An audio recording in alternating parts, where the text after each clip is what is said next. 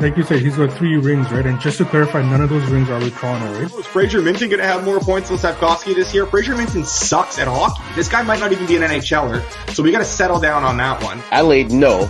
Minus 160 on will they show her holding a drink in her hand. They are 2 points behind the St. Louis Blues in the wild card, and they are. Oh, the Blues are dog water. The Blues suck. And the Blues are the worst of those 4 teams that I mentioned by a mile. And they're not a good hockey team. Care, like have some set of balls, have some response, have some pride for what the hell goes on the ice. It's so absurd. I'm looking forward to the parade, but that's going to be later in the year. I'd rather have so money in that than have Arbor Soda Bomb. I would rather stack a bunch of garbage that I have in the corner of my room over here than have Arbor Soda Bomb in that. He's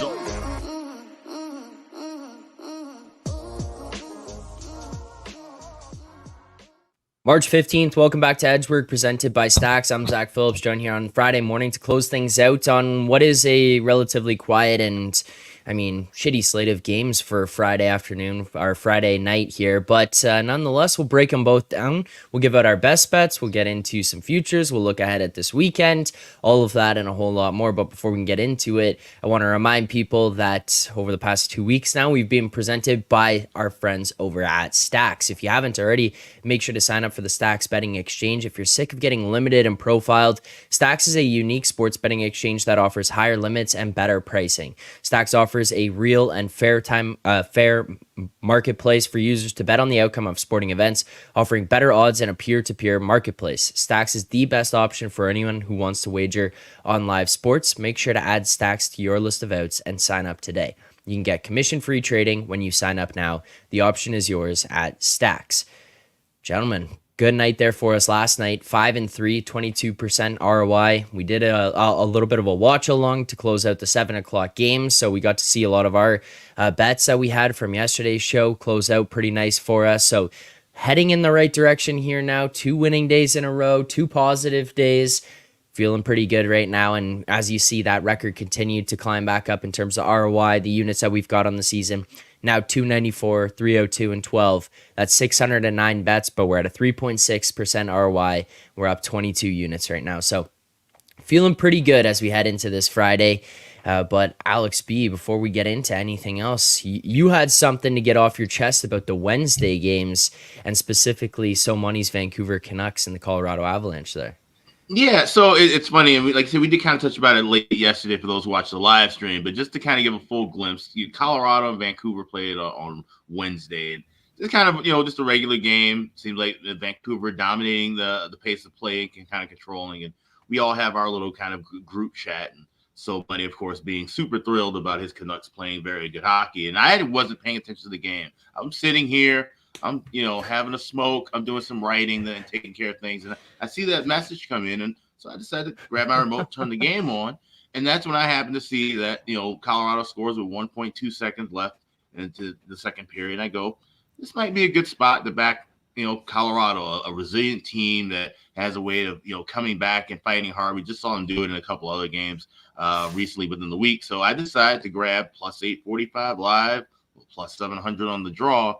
And before you know it, Colorado completely dominates in the third period. We get the game winner in overtime, and I end up cashing both those bets. So Money, I got to thank you personally for sending that message out, because I wouldn't have been paying attention to that game at all. I flip over and ended up making some really good money this week, so I appreciate that.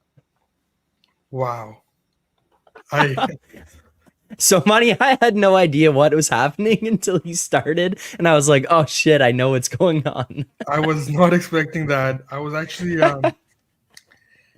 surprised that I didn't hear about this yesterday. So to give a little context, I got a little excited during that game. It was a rookie mistake. I should have known better. And so we'll leave it at that. I got a little bit too excited, but I am very happy that Alex won. But I was not expecting this at all this morning. So great job by Alex, right? Those you gotta love the surprise attacks. But yeah, good job by Alex here on the setup and everything. But I'm happy for Alex. And I should have known better than to get myself, let's just say, a little too excited during that game. No, Alex, all credit to you too, because when you sent the messages this morning, I was like, what is he talking about? I'm like, I'll let him run with it. But I'm like, we talked about the Vancouver game yesterday. Like, we got into it. I'm like, what could he possibly be getting Yeah, into here? I just wanted to kind of just delve a little bit more and deeper into that because we didn't get to kind of cover the full crux of it yesterday. So no, you're right. This was Yeah. very well executed, Alex. Very, very well Yes. done. Yeah, that was good. I'm very impressed. Oh God. Well done. I did not see that coming. All right. Well, there you go. Fair enough. So money. Tough way to start the Friday. Yeah. Wow. All right. Let's get into today's games. We got 2 ahead of us, so we'll break those down. With there being only 2 games and these being kind of shitty, if you guys have questions in the chat, please make sure to send them over, whether it's about futures, today's games, this weekend's games, like whatever it is, whatever you got. We'll try to answer them here throughout the course of the show today. I also have prepared some fill of the future questions for you guys to close out with here. So some look aheads to maybe the playoffs, awards night, the summer, free agency, all that kind of stuff. I've got some things that we might get ahead of ourselves on, and I'll see whether you guys think I'm lying or telling you the truth about what goes on in the future. So let's start here with the 2 games that we've got tonight. And also just, let's just talk about this brilliant league that we've got here. 2 games on a Friday, 2 garbage games on a Friday, and 8 and 8:30 p.m. Eastern time. I mean, different times for you guys, but regardless, half an hour apart start times for the only 2 games on a Friday. But first one of the night, the Winnipeg Jets hosting the Anaheim Ducks. Winnipeg minus 370. The Ducks here plus 346, and a total of 5.5 right across the board here right now. So, Money, what are your thoughts on this low total in this game? Is it deserving? And, is this something you're just staying the hell away from the sides in this one?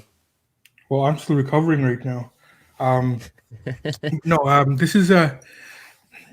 You look at the number minus 400. Obviously, you're not going to lay that on the Jets here, right? But Anaheim, I don't know what to expect from the Ducks, right? There's a large fuck it factor with this team right now. 5.5 looks low, but Jets, if the Jets win this game, they probably got up and they choked out the rest of the game. So Anaheim didn't get a chance to score anything either, right? So I'll pass on this game. It can be large.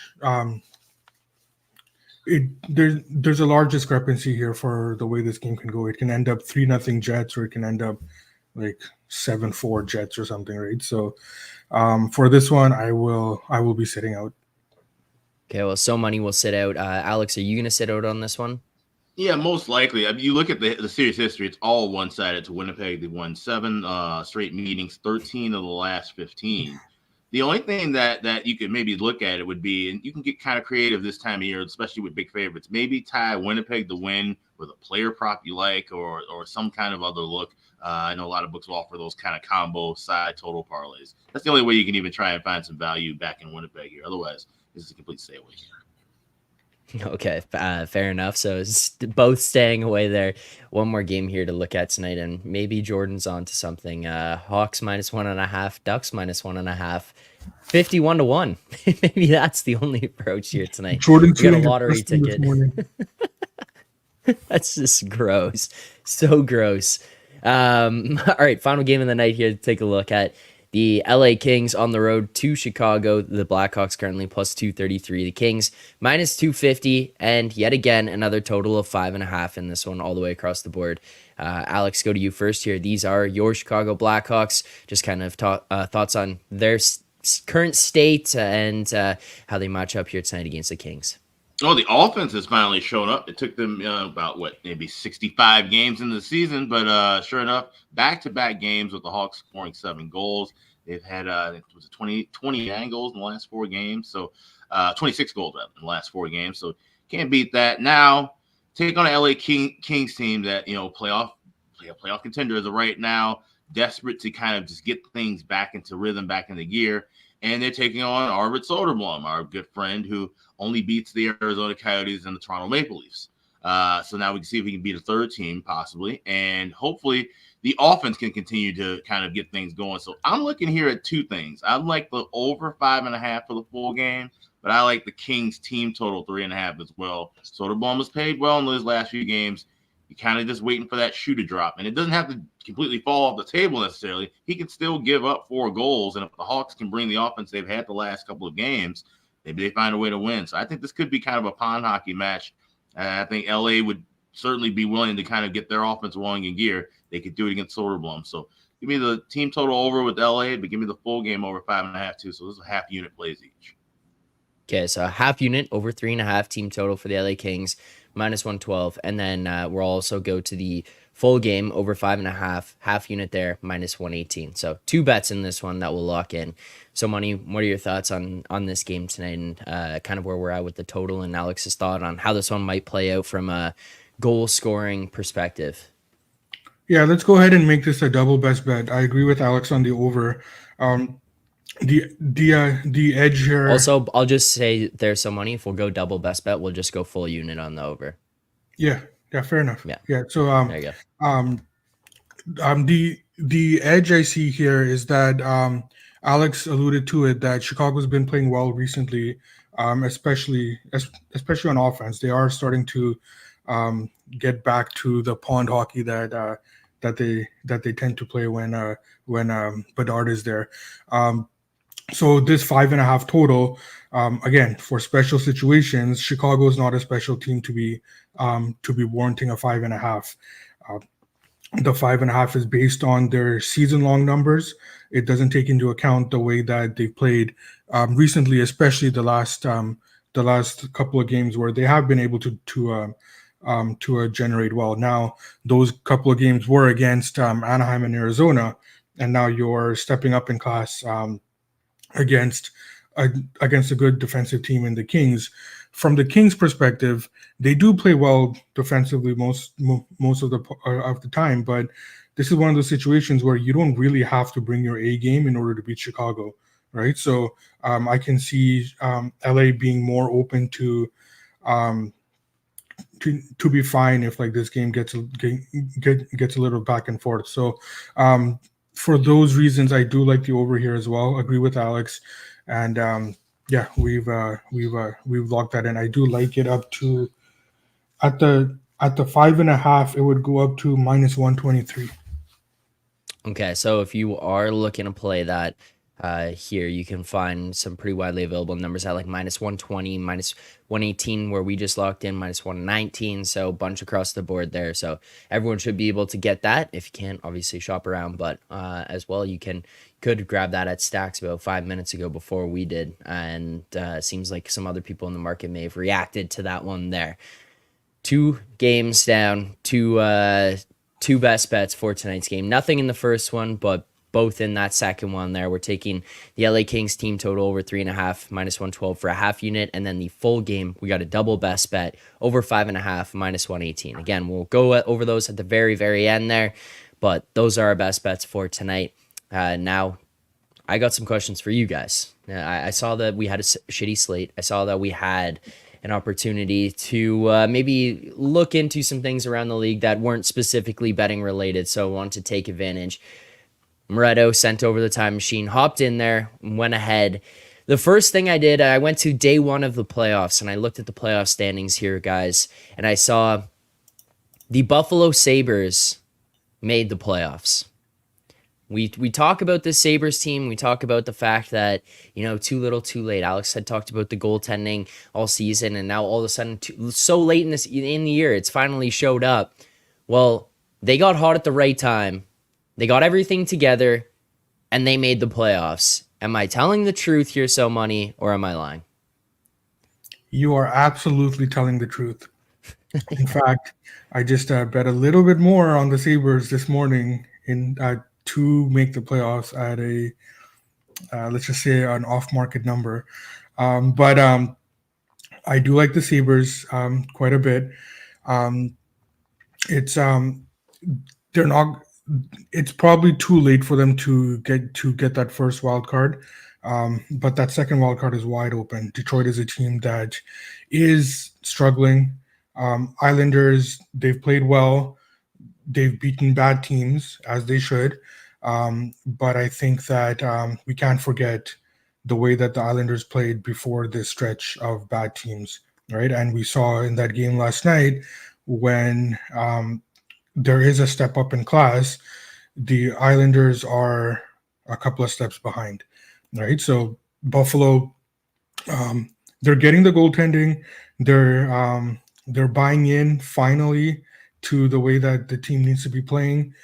They're generating, and they're playing well defensively as well. So Washington is there. We talked about Washington the other day. I mean, I give so much credit to them at this point. Like I don't know what they're doing still up here in the standings, and we're still talking about them as a possible playoff team. But if I'm correct, then Buffalo is significantly better than Washington at this point. So Right. I could be wrong about Washington. I fully concede that I've been wrong about them all year, but I do expect Buffalo to find their way into the playoffs. Alex, you think the Sabres are going to make it into the playoffs this year? I mean, it's a matter of who can you trust out of that East wildcard group, right? Like that's really the thing. It's who gets hot late. So yeah, they have just as much of a puncher's chance because of how bad Detroit's been playing. Tampa Bay still shaky. They're not just nothing solidified there. And they said can't trust the Islanders to give you consistent play night in and night out either. So Buffalo definitely has a certain good chance. Like I said, value wise, that's one of the only teams I'd probably be looking to back out of that kind of 4 or 5 team group in that East wildcard race. All right. The next one I got a glimpse of was some players and final statistics at the end of the regular season, kind of the same date. But I took a look at the player stats, and I noticed that the Maple Leafs had at least two players who had 100 points or more this season. The one, William Nylander, he's currently sitting at 86 points right now. Austin Matthews currently sitting at 82. These guys have 17 games left in the season, but it looks like they got there and they got 100 points this year. Alex, am I telling the truth or am I lying that the Maple Leafs have at least two players with 100 points or more? I would say you're telling the truth there. I mean, I can definitely see where the momentum still continues for both of these guys. Even as things wind down, the only caveat and kind of concern there is if you were trying to say make any kind of live betting with those guys to reach that mark, is that if they're able to get on a win streak, know that they got their playoff destination already kind of solidified. Yeah. Then they might rest guys for those last 2 or 3 games. So that's the thing that always worries me about points. Perhaps even early in the year with certain players is that, okay, if this they're on a really good team, let's say, had Toronto gone on the runaway and win the President's Trophy already, then we'd be talking about maybe they, missed 8 or 9 of the last 10 games resting and getting ready for the playoffs. And that throws off the whole dynamic of looking for points. So I do see it happening with just how well both guys have played, but there's just the off chance that maybe they get sat in a game 81 or game 82, and that could kind of keep them a bit short. Yep, and I think that's fair. We saw it happen last year with Mitch Marner as well. So interesting to see how Keefe handles it because, I don't know, two sides of the coin. The one would be, you saw it with Marner last year. He had 99 points. It felt like there's a little bit of a sour taste of like he didn't get there. He sat some games. But on the other side, if you're a fan of this team, I don't think people really give a fuck about 100 points because we'd much rather see them do it in the playoffs. But the fans don't have to pay those bonuses that might hit if they hit 100 points either. So. That's different. Yeah, no. I mean, in terms of we don't care. We don't care if whether they get 100 or not. We're not. Right. It doesn't matter to us. We want to see it happen in the playoffs. Sure. So, Monty, what do you think? Do these guys get to 100? Do they get at least two guys to 100 or no? Of course, you would lie about the Leafs.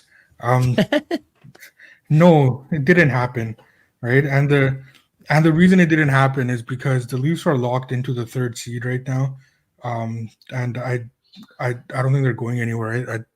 They're 9 points behind Boston, 8 points ahead of Tampa Bay, right? So like they're pretty much locked into that 3rd seed.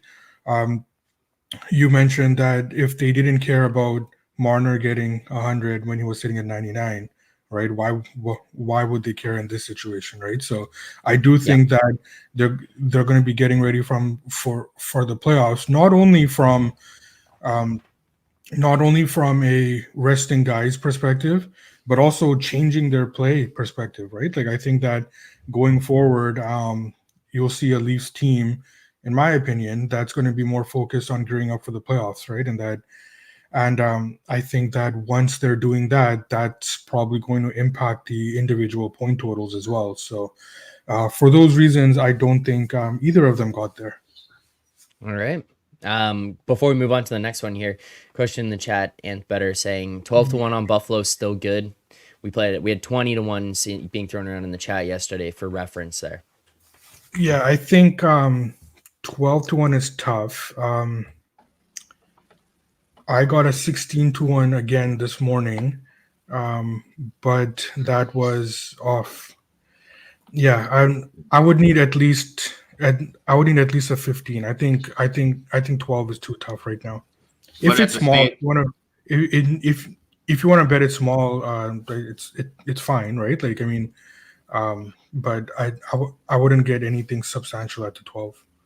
But by the same accord, and just kind of looking a little bit ahead to tomorrow, because that's one of the early games, Buffalo taking on Detroit. They win that game, that 12 probably gets cut even further down. So if you like Buffalo, even if you like Buffalo to win the game tomorrow, you should probably just grab a little bit of 12-1 in pocket, because that number is going to be almost flat in half if they get the victory. Yeah, that's a really good point, because Buffalo's going to be a dog tomorrow, right? So yeah, I think that's a great point. I would look at doing it that way. All right, the next one I've got here, we're going to take a look at the Nashville Morettors. Moretto's Preds out there. He's been high on them all year. I don't think many other people on the show had kind of shared the same love for the team that he did, but I went ahead and I saw that the Predators caught fire, and they went on a little bit of a run in the playoffs. I'm not talking about like making it to the Stanley Cup here, but win a round, have a really good second round, maybe even creep into a conference finals there. But at least rounds 2 and 3, at least round 2, they were in there, and it seemed like they might have. It started to get blurry, so I couldn't tell for sure whether they made it to the conference finals. But the Nashville Predators catch fire, and they go on a run in the playoffs. They do a little bit of damage. So, Money, what are your thoughts on that? Is that fact or fiction? So you're basically telling me that you went into the future and you saw Nashville beating the Canucks in the first round, right? Because assuming that, let's say Nashville gets the top wild card, right? I think that the Canucks are probably not going to be the top seed. They'll probably be the second seed. Then you're saying that Nashville beat the Canucks then, which would make you a liar. So no, I don't see I don't see Nashville beating the Canucks. I think that they'll at this point they'll make the playoffs. So I was wrong about Nashville fading down the stretch. They are pretty secured in a playoff spot. It'll be tough for them at this point, up 7 points to blow it at this point. We've seen stranger things, but I think they'll make it. I don't think they match up that well against the Canucks. So no, it didn't happen. If they played Colorado in the first round, no, it didn't happen. So I think that you are sitting here lying to our faces. Okay. Alex, you agree with So Money there? Yeah, I think you might have had one too many tequilas at Miranda Lambert's place, Casa Rosa, down there in Nashville. That definitely did not happen at all. Great run by Nashville, looking fantastic. Like I said, I thought they were going to fall off, and they haven't. So kudos to them sticking around, making the playoffs. But no, that far in, it never happens. All right, this is the last one I've got for you guys here. Alex, we'll go to you first on this because I went to the summer. I know that there's a year left on his contract after this season comes to a conclusion, but it looks like Kyle from Chicago is really excited about what he sees. And the date that the calendar flipped over, he was able to sign Arvid Soderblom to an extension. And Alex B has to go to bed every night thinking about that contract and the fact that the Chicago Blackhawks have kept him around. Is this fact or is this fiction? Are the Chicago Blackhawks signing Arvid Soderblom to an extension? That is 1,000% fiction. That did not happen at all. If anything, you go into an alternate reality, and Arvid Soderblom gets loaned out to some random team in Russia, and we're able to clear some space and make a deal to get Dustin Wolf out of Calgary. So no, Okay. didn't happen. Okay, fair enough. So, Money, do I even need to go to you on this? This absolutely did not happen. There's no way that any competent GM is signing Soderblom in the off season. If that happens, then I'm telling you guys, I'm gonna go for a tryout somewhere. Absolutely. If like he can, Might as well. yeah, absolutely, right. So no, this didn't happen at all. I just wanted to get out of here on one solid lie and see what Alex's face was when I said it. That was what I wanted. I just wanted to see where that would go. That was good. All right. That's all we got for today's show. We appreciate everyone who tuned in. Only a couple of games, but take a little bit of a look ahead at some predictions and stuff that we've got through the season. Taking a look at tonight's games as well, giving best bets, and that did include 2 best bets for us tonight. One for a full unit, one for a half unit. You can find those over in the BetStamp app in the Find Better section as Edgework HQ again. But taking a look here, we're going to go a full unit on the full game over 5.5 minus 118 in the Kings Blackhawks game.